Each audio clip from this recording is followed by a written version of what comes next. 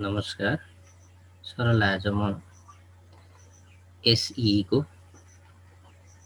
Templates कसरी download गर्ने भनेर सिकाउन गइरहेको छु जुन 2077 सालको एसई टेम्प्लेट्स कसरी डाउनलोड गर्ने त एक्सेल फर्मेट फाइल वेबसाइट दिएको छ। यी वेबसाइटहरुमा अहिले खुल्न मानिरहेको छैन। मैले अलिकति अर्कै तरिकाले खोलेको छु जसमा युजर नेम 5 अङ्कको हुनु पर्यो। युजर नेम भनेको विद्यालय एसई कोड र पासवर्ड चाहिँ एडमिन हुनुपर्छ।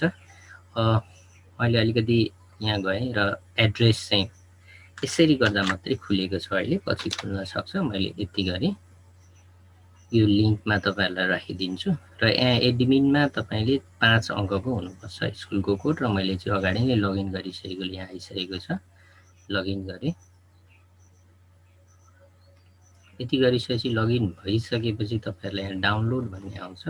डाउनलोड स्टुडेन्ट रेकर्ड यसमा क्लिक गर्नुहोस् र त्यसपछि स्कुल भन्ने ठाउँमा क्लिक गर्नुहोस्।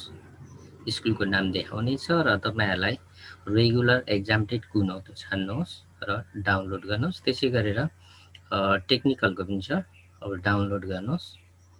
डाउनलोड गरिसक्नु भएपछि यहाँ सेभ गरिदिनुहोस्।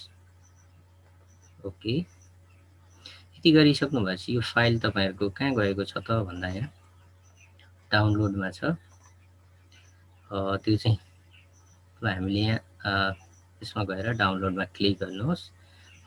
माई डकुमेन्ट खोल्नुहोस् र डाउनलोडमा क्लिक गर्नुहोस्। त्यसपछि यहाँ देखिनेछ। यसलाई खोलेर हेर्न सक्नुहुनेछ।